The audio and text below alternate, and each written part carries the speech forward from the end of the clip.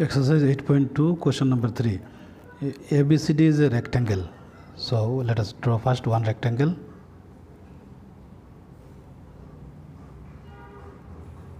ABCD, it is a rectangle, it is given in the question. And then next it is said that PQRS are the midpoints of sides respectively. So P is midpoint of AB, Q is midpoint of BC, R is midpoints of CD, and this is S, midpoint of AD respectively. Now if we join these midpoints, then we will get a quadrilateral PQRS. And the question is to prove that this quadrilateral PQRS is a rhombus. Rhombus means we have to prove all the four sides are equal, or also we can prove PQRS is a parallelogram with one pair of adjacent sides equal. So first we will prove that it is a parallelogram and any two adjacent sides equal, say PQ equal to QR. A parallelogram with one pair of adjacent sides equal is a rhombus. So first we will join the diagonals AC and BD. Join diagonal AC and BD. So I am joining the diagonal AC and diagonal BD of the rectangle ABCD. And condition is rectangle, diagonals are equal. AC equal to BD, we will take it later. Now at first I will take this triangle ABC. Triangle ABC I will take at first. See, in triangle ABC, P is midpoint of AB. P is midpoint of AB. It is given in the question. P is midpoint of AB. Q is midpoint of BC. Q is midpoint of BC. Therefore, what we will say? You see, by midpoint theorem, P is midpoint of AB, Q is midpoint of BC. So by midpoint theorem, PQ is parallel to AC. PQ is parallel to AC, and also PQ is equal to half of AC. This is by midpoint theorem. I will mark it equation 1. We have to mention here it is by midpoint theorem. What is midpoint theorem? I am just explaining once again. Midpoint theorem is in a triangle ABC, if P is midpoint of AB, Q is midpoint of BC, then this PQ is parallel to BC, and also PQ is half of BC. That is the midpoint theorem. So midpoint theorem we have applied in triangle ABC and we got this result. Now we will take again the triangle ACD.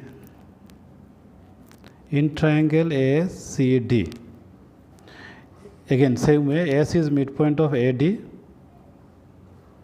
AC is midpoint of AD, and R is midpoint of CD. R is midpoints of CD. So by midpoint theorem, what we will get? SR is parallel to AC. SR is parallel to AC. You see, SR parallel to AC, and also SR is half of AC. I will mark it equation 2, and we will mention here it is also by midpoint theorem. It is also by midpoint theorem. Now see what we got here. We got PQ is parallel to AC already from 1 and 2. From 1 and 2. I will just explain whatever result we are getting here, this result we are using now. So what we got? PQ parallel AC. PQ parallel AC, and also you got SR parallel AC. SR parallel AC. So you can see PQ parallel AC, SR parallel AC. That means PQ and SR are parallel to the same line AC. That means they also must be parallel to each other. So PQ must be parallel to SR. And also what we got? You got also the other result. You see, PQ is half of AC, PQ is half of AC, SR is also half of AC. We got this result. So also PQ is half of AC, and SR also is half of AC. So what does it imply? Right side same, left side also must be same. So PQ must be equal to SR. Now these two result what we are getting, you see, these two result we are getting in quadrilateral PQRS, PQ parallel SR and also PQ equal to SR. That means this quadrilateral is a parallelogram. We got one pair of opposite sides equal and parallel. This implies the quadrilateral PQRS is a parallelogram. So we have already proved half of the conditions, like we have already proved PQRS is a parallelogram. Now if we just can prove any two adjacent sides are equal for PQRS, any two adjacent. So you see again, we have already proved, you see, PQ is half of AC. PQ is half of AC. We have already proved. I'll just mark it equation 3. We have already proved above. We have written before. PQ is half of AC. See in this triangle, PQ is half of AC. Now if I take again this triangle, you see here. So what I can say again by midpoint theorem, QR. QR is also half of BD by midpoint theorem. QR is half of BD. QR is equal to half of BD. I'll mark it equation 4. You can say here it is by midpoint theorem. You can mention Q is midpoint of BC, R is midpoint of CD. So QR is parallel to BD and QR is also half of BD by midpoint theorem.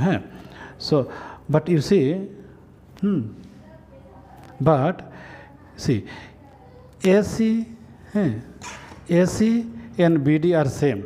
AC equal to BD. Why? Because AC and BD, they are the diagonals of rectangle. They are the diagonals of a rectangle. So they must be equal.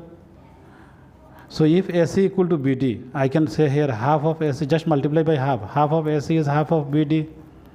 Just to make this result, to make use of this result, we need half. So both sides multiplied by half.